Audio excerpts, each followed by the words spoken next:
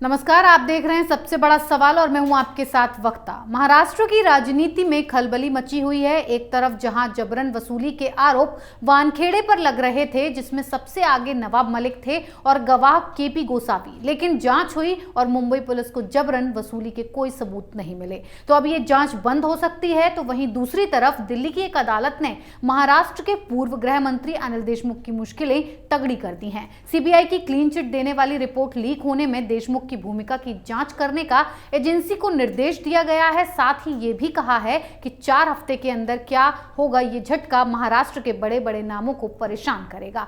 इस पर बातचीत के लिए, इसी पर चर्चा के लिए हमारे साथ मौजूद हैं कैपिटल टीवी की न्यूज एडिटर तृप्ति श्रीवास्तव जी। तृप्ति जी, आपका बहुत बहुत धन्यवाद। आर्यन केस में नवाब मलिक हर रोज एक नया आरोप लगाते थे वानखेड़े के ऊपर। जबरन वसूली से लेकर सारे आरोप उन्होंने लगाए, लेकिन आज वो झूठे पड़ते दिख रहे हैं। उनकी महाराष्ट्र पुलिस ने ही उन्हें झूठा करार किया है। देखिए, वानखेड़े ने जब कहा था, समीर वानखेड़े, कि सत्यमेव जयते, तो सत्य परेशान हो सकता है, पराजित नहीं हो सकता। ये इसका सीधा सीधा उदाहरण है। दरअसल नवाब मलिक जिस तरह के आरोप समीर वानखेड़े पे लगा रहे थे, उनके प्रमाण पत्र को लेकर या उनके संपत्ति को लेकर, वो सब ऐसी चीज़ें हैं जो कि डॉक्यूमेंटेड होंगी। वो साबित करना बहुत मुश्किल होगा, क्योंकि वो डॉक्यूमेंट्स समीर वानखेड़े के पास मौजूद हैं, जो कि उन्होंने कहा। साथ ही साथ उनके परिवार वालों ने उनके ऊपर मानहानि का दावा भी ठोक दिया है, तो वो भी वो फेस कर रहे हैं। तो उनको पूरी उम्मीद ये थी नवाब मलिक को कि अगर ये केस, जो वसूली का केस इन्होंने, एक्सटॉर्शन का केस जो इन्होंने दर्ज किया था मुंबई पुलिस ने, और मुंबई पुलिस तो महाराष्ट्र के अंडर में आती है, इन्हें पूरा विश्वास था कि इस केस में तो वो समीर वानखेड़े को फंसा ही देंगे। और लगता भी था, अगर गोसावी को आप देखें, जो जो उन्होंने उसके प्लेयर्स थे उस पूरे खेल के, कि गोसावी ने फ़ोन किया और समीर वानखेड़े के नाम से फिरौती ली, और वहाँ से शाहरुख खान की जो मैनेजर हैं, क्या नाम है उनका, पूजा ददलानी, वो पैसों का भरा बैग लेकर आई, वो प्रभाकर साले को गवाह बनाया गया। यानी जो पूरी कहानी बताई गई थी, जिसपे कई लोग जो कि नवाब मलिक के पक्ष के थे वो विश्वास भी कर रहे थे, और पूरा एक प्रोपेगेंडा चलाया जा रहा था सोशल मीडिया पर।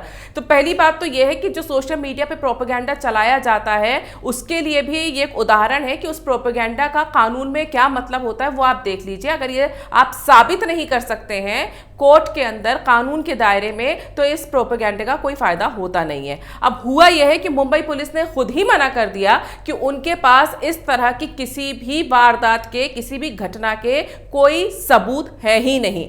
अब ऐसा तो है नहीं कि सबूत ढूंढने के लिए कोशिश नहीं की गई होगी। महाराष्ट्र की सरकार है, महाराष्ट्र का मंत्री ही इस पूरे केस में जी जान से सुबह शाम दिन रात लगा हुआ है, तो मुंबई पुलिस ने अपनी कोशिशें की होंगी। क्या क्या कोशिशें की होंगी, उसमें पहला तो यह है कि उन्होंने सबसे पहले जो CDR होता है, कॉल डिटेल्स जो होती हैं, चाहे वो पूजा ददलानी की हो, प्रभाकर साले की हो, केपी गोसावी की हो, वो जो सैमुअल था उसकी हो, जिन जिन के नाम उस जगह पे होने की बातें सामने आई थी, उन सब की कॉल डिटेल्स चेक की गई होगी। और अगर वो कॉल डिटेल्स में सब अलग अलग लोकेशन में होंगे, तो ये साबित करना बहुत मुश्किल होगा कि ये सब एक साथ एक जगह मिले थे और पैसों का लेन देन हुआ था, या कोई बैग। दूसरी बात यह है कि मुंबई में हर जगह CCTV लगे हुए हैं, क्योंकि यही CCTV तो था ना जिसकी वजह से सचिन वाजे फंसा।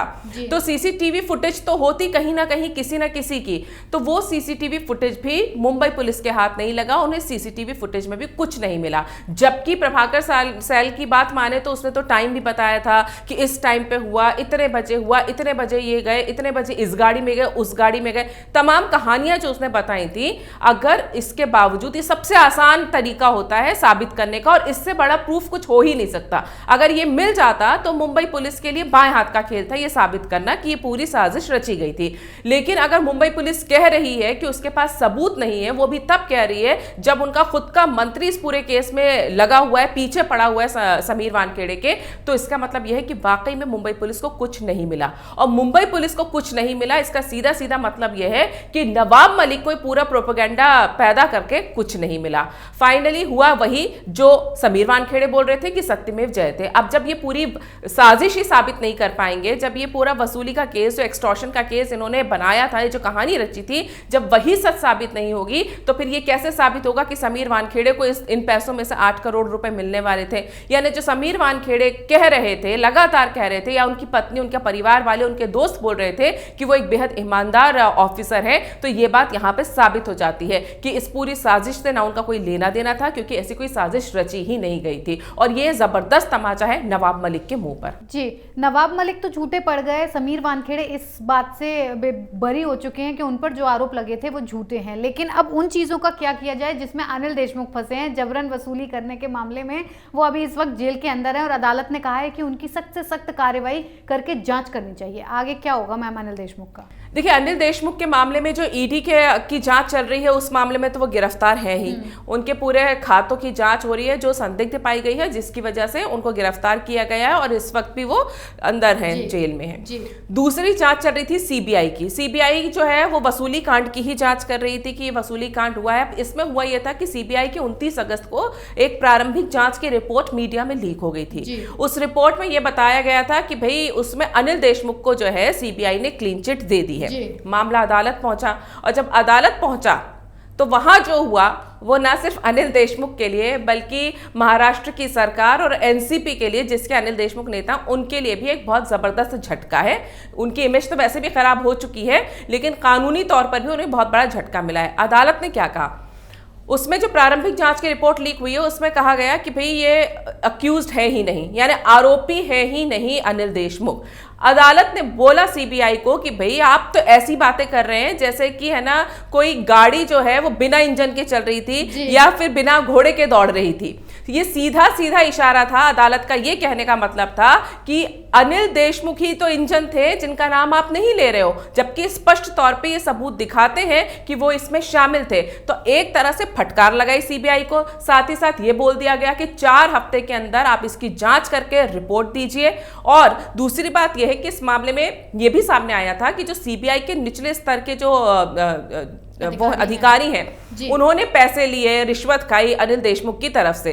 तो अदालत को ये भी संदेह हो चुका है, तो उन्होंने ये कहा है कि भाई आप जांच करिए और जो भी अधिकारी अगर आप ही के डिपार्टमेंट का है और अगर उसने रिश्वत ली है अनिल देशमुख की तरफ से या एनसीपी की तरफ से या किसी भी तरह से इस मामले को दबाने के लिए, तो उनके खिलाफ भी सख्त से सख्त कार्रवाई होनी चाहिए।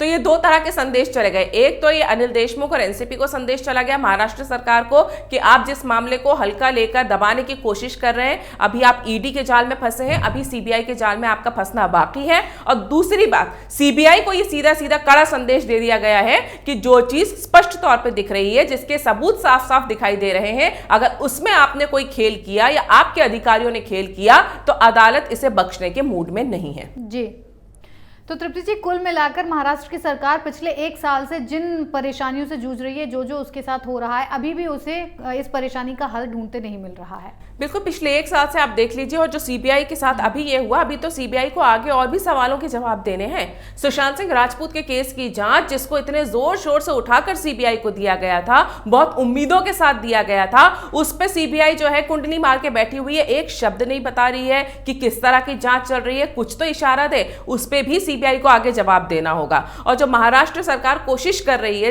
इस तरह की, और जब ये इस तरह की बातें सामने आ रही है कि सीबीआई के निचले अधिकारियों को रिश्वत देकर मामला दबाने की कोशिश की गई, तो हो सकता है आगे सुशांत सिंह राजपूत के मामले में भी ये आरोप सीबीआई के ऊपर लगे, अगर वो जल्द ही इसकी रिपोर्ट नहीं देती है, इसके बारे में कुछ बताती नहीं है कि इस मामले को दबाने के लिए भी सीबीआई ने कुछ गड़बड़ की है या उसके कुछ अधिकारियों ने कुछ गड़बड़ की है, तो सीबीआई के लिए एक चेतावनी है। दूसरी तरफ महाराष्ट्र सरकार जो है उनकी मुसीबतें खत्म नहीं हो रही हैं, क्योंकि आप भले ही सुशांत सिंह राजपूत का केस ले लीजिए, उसके बाद आप ये नवाब मलिक जिस तरह के आरोप लगा रहे थे, उससे कोई महाराष्ट्र सरकार को फायदा नहीं हुआ, बल्कि छिछालेदार ही हुई है, इमेज खराब हुई है। सारे संदेह जो है महाराष्ट्र सरकार की नीयत के ऊपर बरकरार बने हुए हैं, जनता का विश्वास वो सरकार खोने लगी है। और इस वक्त तो उद्धव ठाकरे बीमार भी चल रहे हैं, तो तरह तरह के कयास भी लगाए जा रहे हैं कि वहां पे मुख्यमंत्री को बदल देना चाहिए अगर उनकी तबीयत ठीक नहीं है, जो कि ऑपोजिशन का बोलना है, बीजेपी का वहां पर। तो वहां पर जो तस्वीर बन रही है, अभी तो मुख्यमंत्री की कुर्सी को लेकर भी बहुत सारे अभी आपको तमाशे आने वाले दिनों में देखने को मिलेंगे। तो 3 अलग तरह की विचारधाराओं वाली पार्टियां मिलकर अगर जब सरकार बनाएंगी तो उसका चल पाना कितना मुश्किल होता है, ये इसका सीधा सीधा एग्जाम्पल आपको महाराष्ट्र में देखने को मिल रहा है। और भुगत कौन रही है? वहां की जनता। तो अब आगे महाराष्ट्र की जनता को यह तय करना पड़ेगा कि आने वाले जब भी चुनाव होंगे तो वो इस तरह के 3 पहियों की सरकार ना ही लाए तो अच्छा है। जी, बहुत बहुत धन्यवाद आपका। यानी कि कुल मिलाकर दोनों ही केसेस में महाराष्ट्र सरकार को झटका लगा है। वानखेड़े को फंसाने के सारे आरोप निराधार साबित हुए और खुद के प्रिय गृह मंत्री पर शिकंजा टाइट हो गया है। अब जेल में खातिरदारी का टाइम और बढ़ सकता है, सारे दबे ढके राज बाहर आ सकते हैं। सबसे बड़ा सवाल में आज के लिए इतना ही। सारी अपडेट्स को जानने के लिए देखते रहिए कैपिटल टीवी। फिलहाल दीजिए इजाजत, नमस्कार।